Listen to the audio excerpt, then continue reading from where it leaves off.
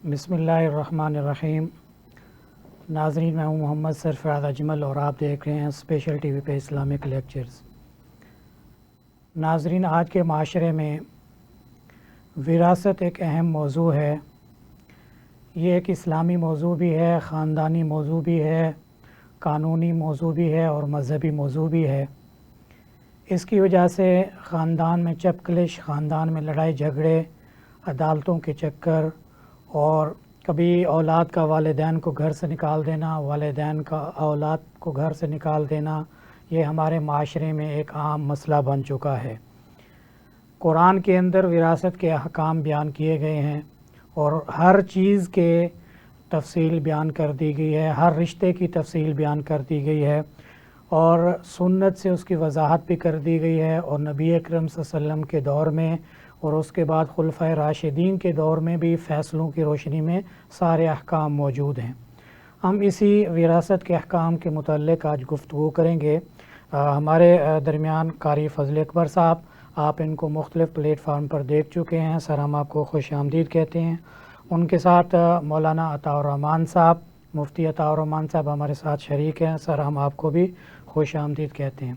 सबसे पहले कारी साहब, हम चाहते हैं कि तिलावत कुरान पाक से आगाज़ करें। तिलावत कुरान पाक सुनाइए।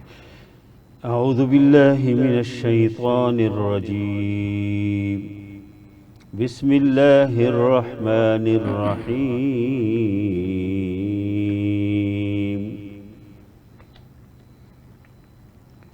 इन्नल्लज़ीना क़ालू रब्बुनल्लाहु सुम्मा इस्तक़ामू ततनज़्ज़लु अलैहिमुल मलाइकतु अल्ला तख़ाफ़ू वला तहज़नू वअबशिरू बिलजन्नति अल्लती कुन्तुम तुअदून। नहनु औलियाउकुम फिल हयातिद दुनिया व फिल आखिरह वलकुम फीहा मा तश्तही अनफुसुकुम वलकुम फीहा मा तद्दऊन।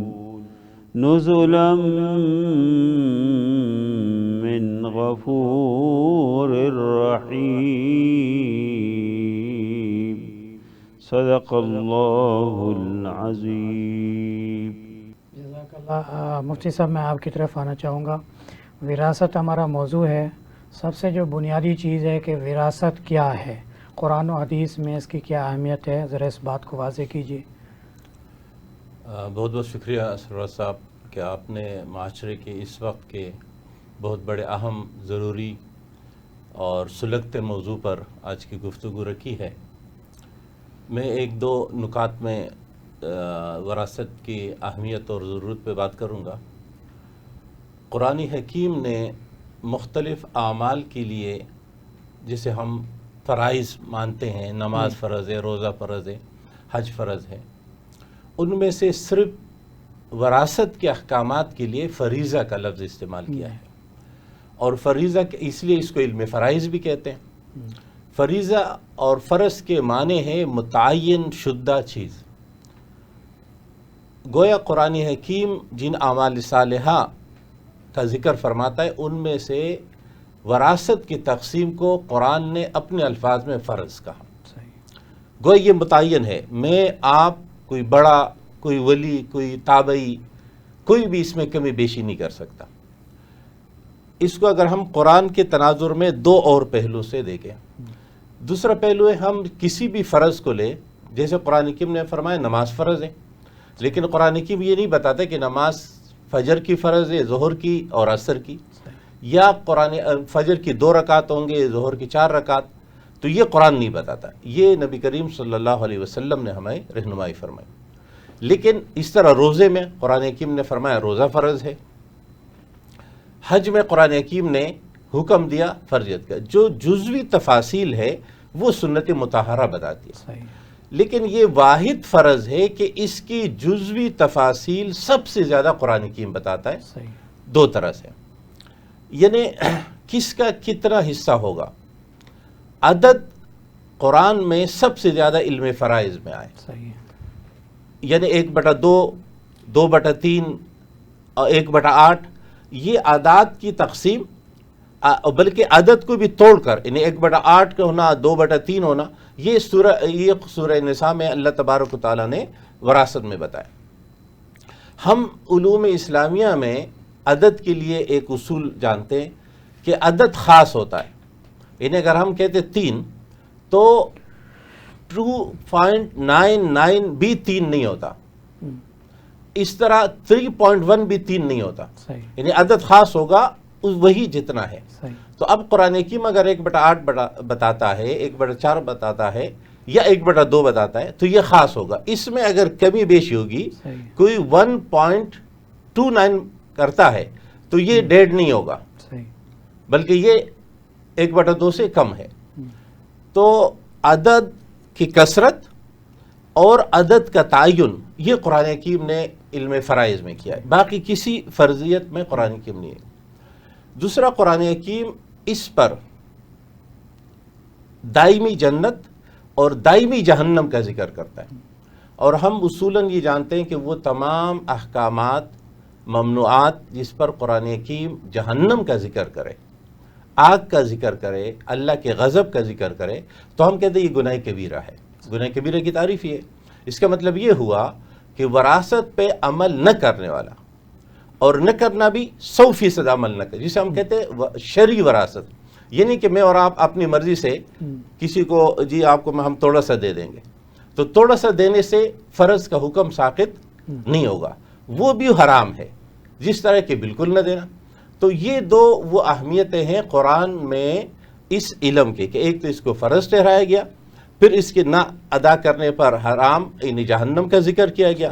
اور ہم اعمال صالحہ کی بنیاد پر چونکہ کفر نہیں کہتے، دائمی جہنم تو کفر کی بنیاد ہے، یعنی اس کا اتنا بڑا گناہ ہے کہ قرآن حکیم نے اس کی سزا کفر کے قریب رکھی ہے. لیکن ہمارے معاشرے میں، اب اپنے معاشرے کو دیکھیں تو سب سے زیادہ جس فرض سے ہم انحراف کرتے ہیں، یعنی ہماری نمازیوں کی تعداد، ہمارے روزہ داروں کی تعداد، ابھی رمضان گزر گیا، اب قربانی آ رہی ہے، جتنے لوگ قربانی کریں گے ان سب کے مقابلے میں پوری وراثت پہ عمل کرنے والے لوگ بہت کم ہیں. اور یہی اس کی وجہ ہے کہ ہم اپنے معاشرے میں خاندان کے ادارے کو ٹوٹتے، بکھیرتے اور مشکلات کا شکار کر دیکھتے ہیں. تو اس کی وجہ یہ کہ ہم نے شریعت کے اس اہم حکم سے انحراف کیا. قاری صاحب، مفتی صاحب نے جو اس کی اہمیت بیان کی اور اس کی سزا بیان کی، اس کی کیا وجہ ہے کہ ہم اپنے بچوں کو بنیادی عقائد، نماز، روزہ تو سکھاتے ہیں، صرف مدرسے میں وراثت کے احکام پڑھائے جاتے ہیں، عوام کے اندر اس کا شعور نہیں دیا جاتا. اس کی کیا وجوہات ہیں اور اس کے حوالے سے آپ کیا تجویز دیں گے؟ جزاک اللہ جی. محترم مولانا سرفراز اجمل صاحب، اللہ آپ کو جزائے خیر دے. اس طرح مفتی نے ذکر کیا، یہ بہت اہم موضوع ہے، لیکن جتنی اس کی اہمیت ہے اس طرح لوگ اس سے واقف بھی نہیں ہے اور اس کے اوپر عمل بھی نہیں ہے. اس لیے کہ ایک تو علم کی کمی ہے، دوسری ہے کہ یہ مسلسل ہمارے یہاں پر تقریباً ناپید ہے. تو اس کی اہمیت بہت زیادہ ہے. جس طرح مفتی نے ذکر کیا، قرآن میں اللہ نے ایک تو مکمل ایک رکوع اس حوالے سے اللہ نازل کیا سورۃ النساء کے اندر، اور پھر جگہ جگہ اللہ نے سورۃ النساء کے آخر میں بھی اللہ نے ذکر کیا، درمیان میں بھی اللہ نے ذکر کیا، اور پھر اور بھی قرآن کے مختلف حصوں میں نبی کریم صلی اللہ علیہ وسلم نے اس کا حکم دیا کہ تعلم الفرائض، فرائض کو سیکھو، یعنی اس کو فرض کہا ہے. وعلموها الناس، اور فرمایا کہ اس کو لوگوں کو سکھاؤ. لیکن لوگ نہ سیکھتے ہیں اور نہ بچوں کو سکھاتے ہیں، نہ معاشرے میں لوگوں کو سکھاتے ہیں. اس وجہ سے لوگ اس سے واقف ہیں. دوسرے کہ لوگ اس وجہ سے بھی واقف نہیں ہے کہ پہلے زمانے میں کوئی مرتا تھا تو وصیت کرتا تھا کہ بھائی میرے مال میں اتنے فلاں کو دو، اتنے. ابھی اس کی ضرورت نہیں ہے، اس لیے کہ یہ بالکل ایک متعین چیزیں ہے، حصے متعین ہے، ہر آدمی کا حصہ کس کو کہہ دے، کتنے دے. تو اس لیے لوگ اس سے ناواقف ہے کہ چلو ایک آدمی جب مر جاتے ہیں، پھر بہت اچھے لوگ جب نیک آدمی ہو تو کسی عالم کے پاس جاتے ہیں، کسی قاضی و مفتی کے پاس جاتے ہیں کہ بھائی ہمارے والد صاحب یا بھائی کا انتقال ہو گیا، اب اس کے مال ہے کس طرح تقسیم کریں. تو پھر وہ قرآن حدیث کی روشنی میں اس کو ایک طریقہ بتاتے ہیں. لیکن اس میں ایک میت جو مر جاتے ہے اس کی جو ترک ہے اس میں 4 بنیادی چیزیں ہیں. صحیح ہے. ایک تو اس میں ضروری ہے کہ سب سے پہلے اس کی جو ترک ہے اس سے تجہیز و تکفین صحیح ہے. وہ اسے ادا کرے. صحیح ہے. اس کے بعد اس نے اگر کوئی اس کے اوپر کوئی قرضہ ہے، صحیح ہے. اس سے کہ لوگ ان چیزوں کا خیال نہیں کرتے. ہم. میت کے اوپر قرضہ ہوتے ہیں اور وہ اس سے رہ جاتے ہیں. صحیح. حالانکہ اللہ کے نبی صلی اللہ علیہ وسلم ان لوگوں کی جنازے ہی نہیں پڑھاتے تھے جب معلوم ہوتا ہے اس کے اوپر قرضہ ہے. صحیح. جب کسی کو قرضہ ہو تو اللہ کے نبی صلی اللہ علیہ وسلم خود اپنے بھائی کی جنازہ پڑھاؤ، میں نہیں پڑھاؤں گا. تو ایک میت کے جو میراث ہے اس کے قرضہ ادا ہو. صحیح.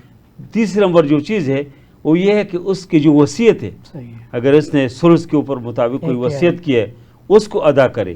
اس کے بعد جو مال رہ جاتے ہیں وہ ورثہ کے اندر تقسیم ہو جائے. صحیح. تو یہ علوم لوگوں کے پاس معلوم بھی ہونا چاہیے. اور اس کے اوپر میراث کے میں جو حصے جن جنوں کے ہیں.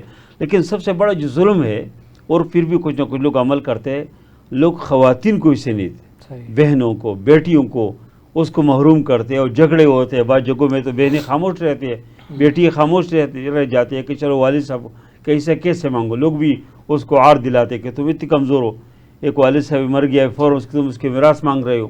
یا بہن کو لوگ طعنے دیتے ہیں کہ تم بھائی کی میراث کے لیے بیٹھے ہو. حالانکہ یہ بہت اہم ہے کہ ہم معاشرے کے اندر ہمارے بہنیں، ہمارے بیٹیاں، اس کا جو میراث کے جو اسے شریعت نے مقرر کیا ہم قرآن و حدیث کی روشنی میں اس کو جو حصہ ہے اس کو دے دیں.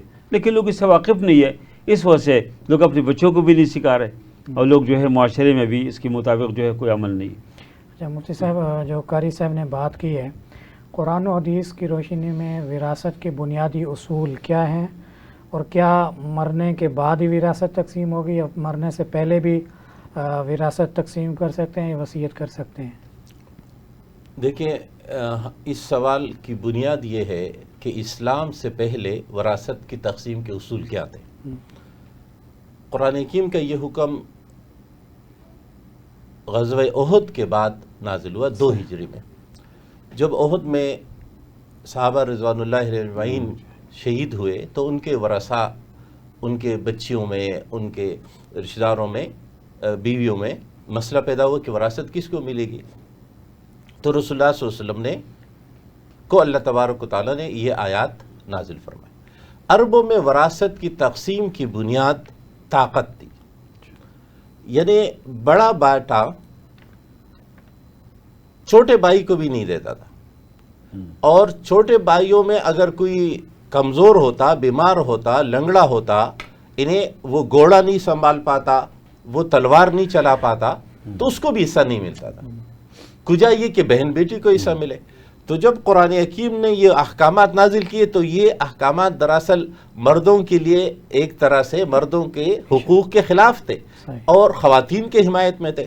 پھر قرآن حکیم نے اصول دیا کہ ہر وارث ہے، چاہے کوئی رجال وارث ہو یا نساء وارث ہو. قرآن حکیم نے ایک ہی سیغے میں دونوں ذکر کہ رجال کو بھی ملے گا اور نساء کو بھی ملے گا، انہیں جنس کی بنیاد پر کوئی محروم نہیں ہوگا. یہ اسلام نے حکم دیا. دوسرا، وراثت کے احکامات میں ریاست کا کوئی حصہ نہیں ہوتا. صحیح. آج برطانیہ میں اور یورپ کے دیگر ممالک میں وراثت کی ایک شرح ہے. جیسے اگر 5 ملین سے زیادہ ہے تو اس میں 40% ریاست کو جاتا ہے. تو یہ اسلام کا طور امتیاز ہے کہ اس نے اپنی ریاست کا حصہ اس میں نہیں لگا. پھر وراثت کے اس کے علاوہ بنیادیں یہ تھی کہ جی مردوں کو ملے گا، تو اسلام نے جنس کی تقسیم نہیں رکھی، عورتوں کو بھی حصہ بنایا، اور اس میں کسی بچے کو بھی محروم نہیں کیا. یہاں تک کہ باپ مر جاتا ہے، بچہ بھی پیدا نہیں ہے، تو بھی ہم کہتے ہیں وراثت اس کی رہے گی. ابھی یہ تعین چونکہ نہیں ہو رہا ہے کہ پیدا ہونے والا بچہ ہوگا یا بچی ہوگی، لڑکا ہوگا یا لڑکی ہوگی. تو شریعت کہتی ہے ابھی انتظار کرے جب تک یہ تعین نہ ہو جائے کہ یہ کون ہے. تو ایک تو یہ بات ہے کہ بنیاد معاشرے میں اسلام سے پہلے کچھ اور تھی، ظلم کی بنیاد تھی. اسلام نے اس کو اسلام. پھر قرآن حکیم نے 3 طرح کے ورثہ تقسیم کیے ہیں. پہلے کو ہم کہتے ہیں ذوی الفروض، وہ متعین شخصیات جن میں مرد بھی ہے خواتین بھی ہے. اور یہاں ایک دلچسپ بات آپ کو بتاؤں کہ ذوی الفروض میں بیٹا شامل نہیں ہے، بیٹی شامل ہے. کیوں شامل نہیں ہے؟ کہ بیٹا تو کوئی محروم نہیں کرتا تھا، بلکہ بیٹا زیادہ ہڑپ کر جاتا. محروم ہوتی تھی بہن بیٹی, تو قرآن نے اس کا حصہ, بیوی کا بھی حصہ, بیٹی کا بھی حصہ, بہن کا بھی حصہ, یہ ذوی الفروض میں ڈالا. یہ 15 ورثہ ہے, ان میں خواتین زیادہ ہے, اس لیے کہ یہ کسی بھی حال میں محروم نہ ہو. ہاں, جب بہن کے ساتھ بھائی آ جاتا ہے تو وہ عصبہ میں چلے جاتا. اب دوسرا حصہ پھر ہے عصبہ. عصبہ ذوی الفروض سے اگر بچ جائے تو وہ عصبہ میں منتقل. ذوی الفروض میں ہر کو ملے گا, لیکن عصبہ میں جو پہلا ہوگا اس کو ملے گا. اگر اس کے ساتھ ذوی الفروض کا کوئی ہے تو ذوی الفروض والے کو یا دوبارہ یا اس کے ساتھ مل کر ملتا ہے. محروم ذوی الفروض والا کبھی نہیں ہوتا. اگر بالفرض کسی کے ورثہ ذوی الفروض میں سے کوئی نہ ہو, عصبہ میں سے کوئی نہ ہو, تو تب ذوی الارحام میں جاتا ہے. ایک اور دلچسپ بات یہ ہے کہ بعض رشتے ہم بہت قریب سمجھتے لیکن ان کے وراثت میں کوئی حصہ نہیں ہے. اور چونکہ یہ انسانی معاشرہ ہے جس میں ہم خود سے تعین کرتے ہیں, قرآن حکیم فرماتا ہے تمہیں نہیں معلوم کہ تمہارے لیے نفع میں کون قریب ہے. بعض دفعہ ہم سمجھتے ہیں یہ ہمارا دوست, یہ ہمارا فلاں رشتہ دار ہم سے بہت قریب ہے, لیکن قرآن نے جو حصوں کی تقسیم کی ہے اس کے مطابق عمل ہوگا. تو یہ وہ ضرورت ہے کہ ہم حصوں کو متعین اور جس کا جو بنتا ہے اس میں کمی بیشی کے بغیر ادا کریں. اچھا, یہ وراثت کی تقسیم میں جو لفظ فریضۃ من اللہ ہے, اس کی اصطلاح کی کیا حیثیت ہے؟ کیا حکومت اپنے قانون کے تحت اس میں کوئی تبدیلی کر سکتی ہے وراثت کے احکام میں, یا انسان کوئی مداخلت کر سکتا ہے؟ اسلام میں اس حکم کی نزول سے لے کر خود رسول اکرم صلی اللہ علیہ وسلم کی پوری زندگی, یعنی 2 ہجری کے بعد 11 ہجری تک, پھر پورا دور خلافت, اور اس کے بعد کی اسلامی جتنے تاریخ گزرے ہیں, اور تمام مسالک میں, یعنی فقی ہمارے مکاتب فکر جتنے ہیں, رسول اکرم صلی اللہ علیہ وسلم نے وراثت کے احکامات کے نزول کے بعد ارشاد فرمایا لا وصیت للوارث, کہ اب کوئی شخص وصیت نہیں کرے گا کہ جی اس کو اتنا دے دے, اس کو اتنا دے دے. اب حصے متعین ہو گئے. تو چاہے اسلامی ریاست ہو, مسلمان امیر المومنین ہو, خلیفہ ہو, یا کوئی امام ہو, کوئی بھی ہو, وہ ان حصوں میں کمی بیشی نہیں کر سکتا. وارث بھی وراثت دینے والا بھی نہیں کر سکتا. اب آپ کے اس سوال سے ایک بہت اہم سوال اور جڑا ہوا ہے, وہ یہ ہے کہ اب اگر بالفرض ایک باپ نے یہ کہہ دیا کہ بھائی ایسا کر لو, یعنی وراثت لا علمی کی وجہ سے, ناواقفیت کی وجہ سے, یا جان بوجھ کر اس نے گناہ کر لیا, غلطی کر لی کہ اس نے غلط تقسیم بتا دی. یا عموماً والدین کو اپنے کمزور بیٹے سے بڑی محبت ہوتی ہے. ایک بیٹا اچھا کما رہا ہے تو جو کم kama رہا ہے, ایک بیٹا صحت مند ہے, دوسرا بیٹا کمزور ہے, تو والدین چاہتے کہ یہ کمزور کو ذرا زیادہ ملے, تو وہ بعض دفعہ ڈنڈی مار جاتے ہیں. تو شریعت یہ کہتی ہے کہ ورثاء کو چاہیے کہ اپنے باپ کو, اپنے دادا کو جہنم کی آگ سے بچائے, اور یہ مل کر کسی بھی دارالفتاء سے, کسی بھی عالم سے, یا کہیں سے بھی معلوم کرے اگر خود نہیں جانتے, اور جو درست تقسیم ہے اس پر عمل درآم.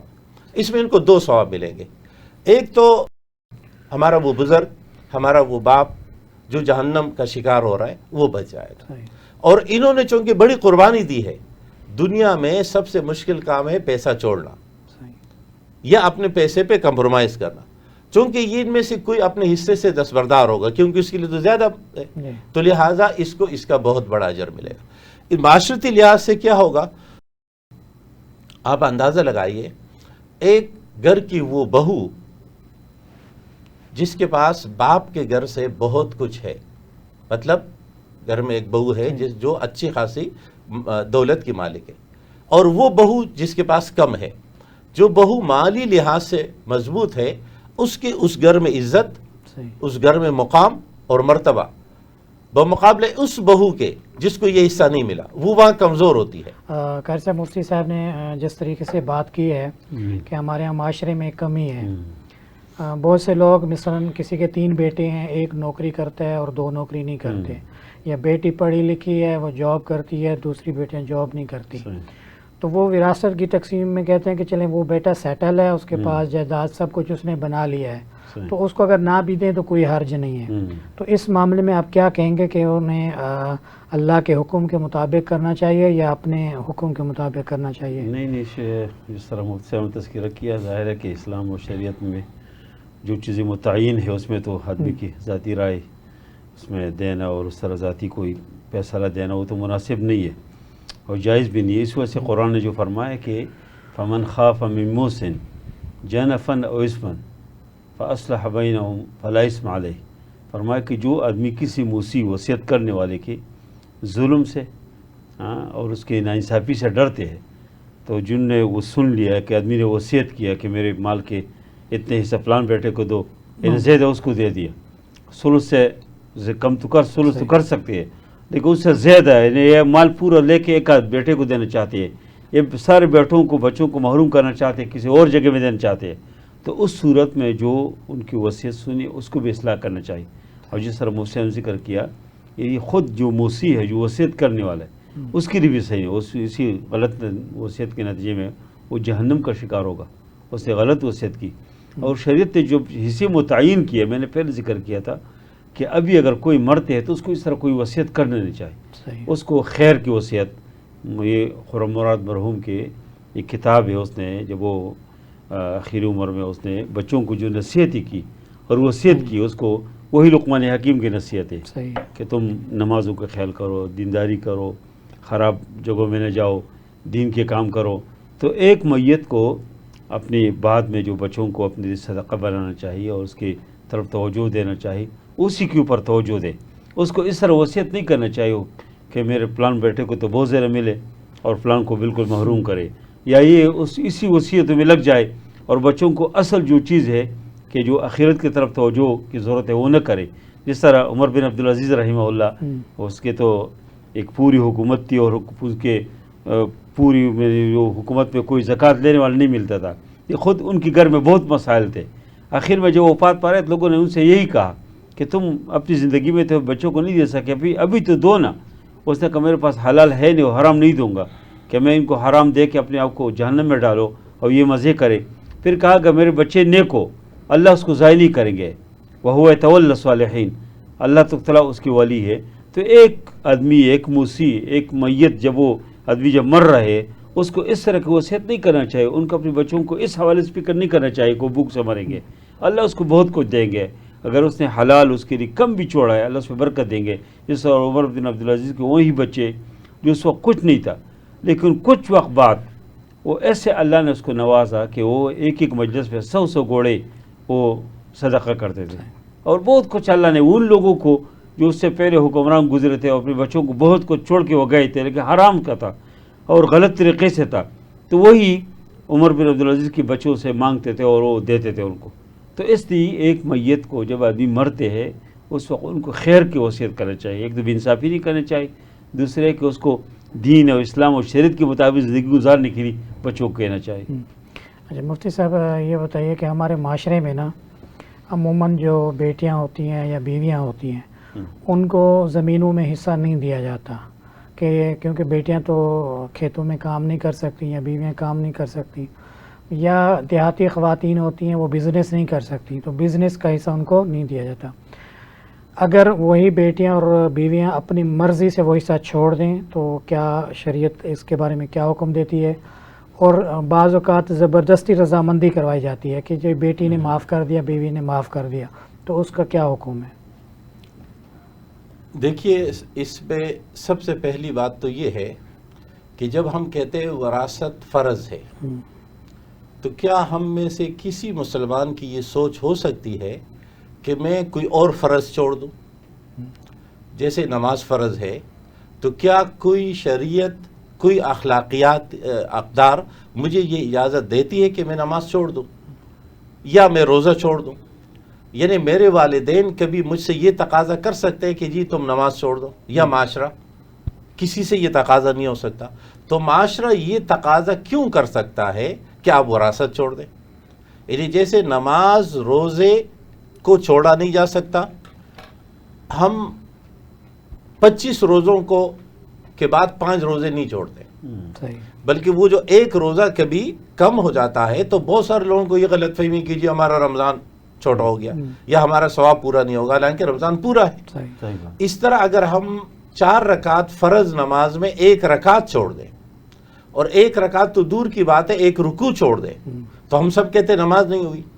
تو اس طرح وراثت اگر کسی نے 1% بھی چھوڑ دی، یعنی یا لینا چھوڑ دیا یا دینا نہیں دیا، دونوں صورتوں میں حرام کام ہوا ہے شریعت۔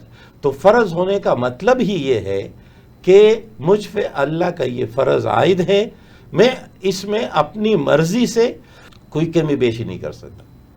اب یہی بات ہم بھائیوں کے لیے بھی کہتے ہیں، شریعت بھائیوں کے لیے بھی یہ کہتی ہے کہ اگر ایک بھائی کا حصہ ہے تو اس میں بھی آپ کمی بیشی نہیں کریں، بیٹے کا حصہ ہے تو بھی لیکن یہ بات سب سے زیادہ خواتین کے لیے اس لیے آتی ہے کہ خواتین کے ساتھ اس معاملے میں مجھے حیرت ہوتی ہے کہ ہم صدیوں سے مسلمان ہیں، ہمارا معاشرہ، ہم سب اس کے قائل ہیں کہ جی ہم 1500 سال سے 1400 سال سے مسلمان ہیں، لیکن عملاً ہم ایک فرض ترک کیے ہوئے۔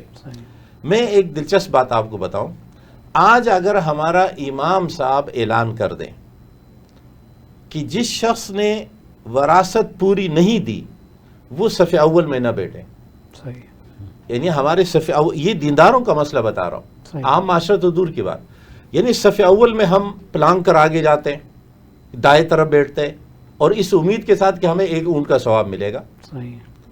لیکن اگر ہم نے وراثت پوری نہیں دی ہے تو صف اول کیا، کعبۃ اللہ میں امام کعبہ کے پیچھے اگر صف اول میں ہے تو تب بھی نماز ہی قبول نہیں ہے۔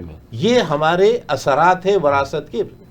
لیکن میں نے جہاں تک اس پہ تحقیق کی ہے، سرچ کیا ہے، معلومات لیے ہے کہ خواتین کو اس سے نہ ملنے کا ذمہ دار کون ہے یا وجہ کیا ہے، تو وجہ تو ہے دولت کی تقسیم کو روکنا۔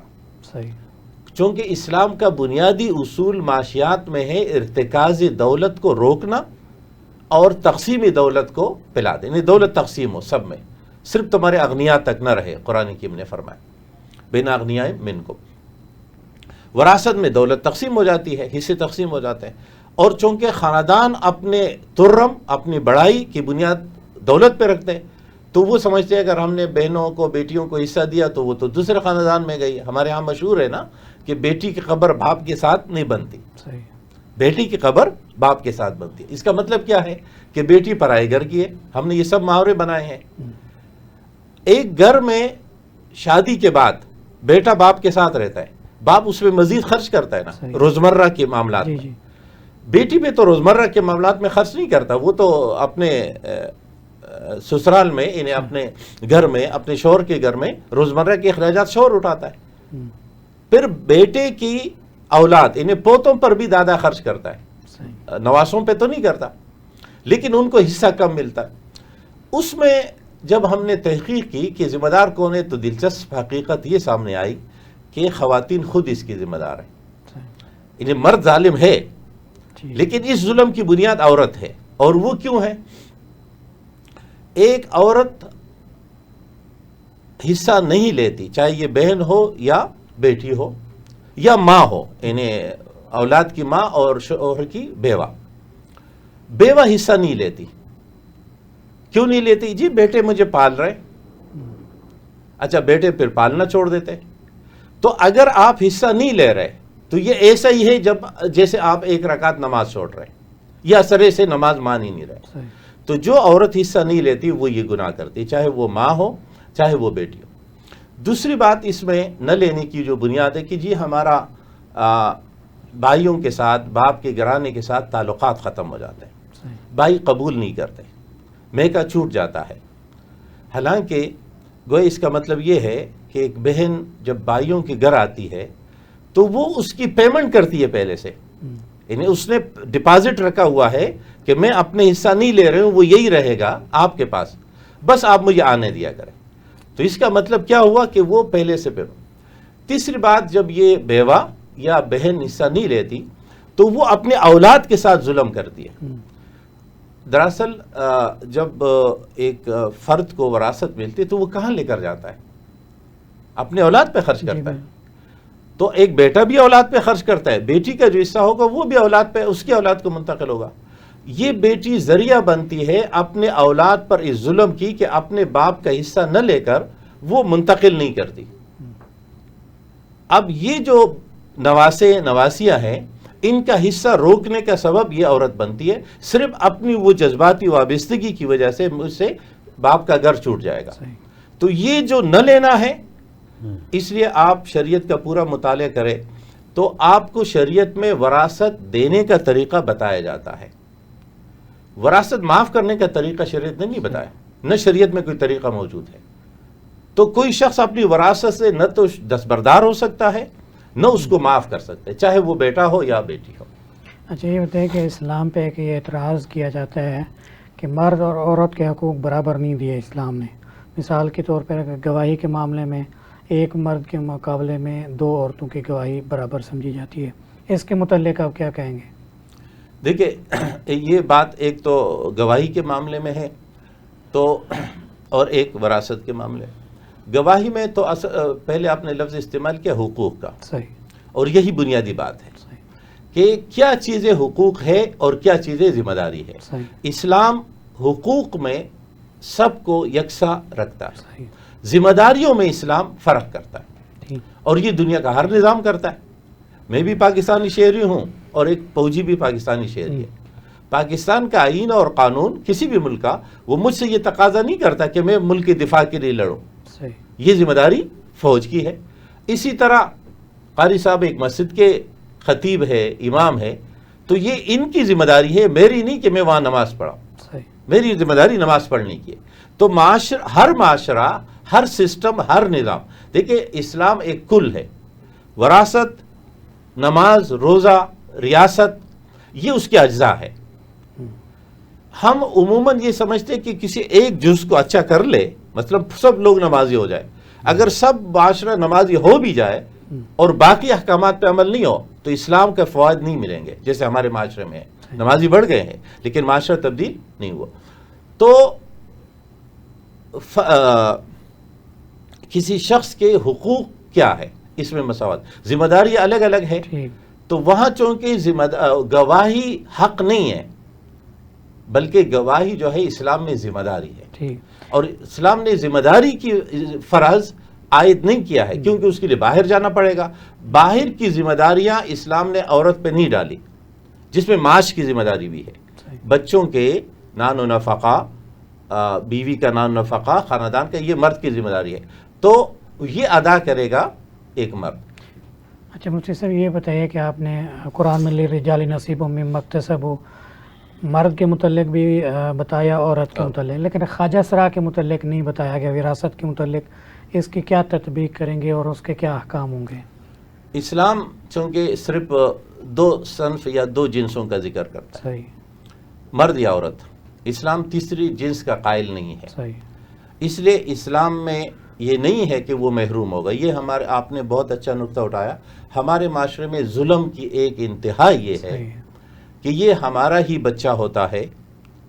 ظاہر ایک خواجہ سرا آتا ہے تو وہ کوئی اس کا باپ ہوگا، اس کی ماں ایک خاندان کے، تو وہ ایک تو اس کو خاندان سے کاٹ دیتے ہیں، یہ بہت بڑا ظلم ہے. دوسرا اس کو وراثت سے محروم کرتے ہیں.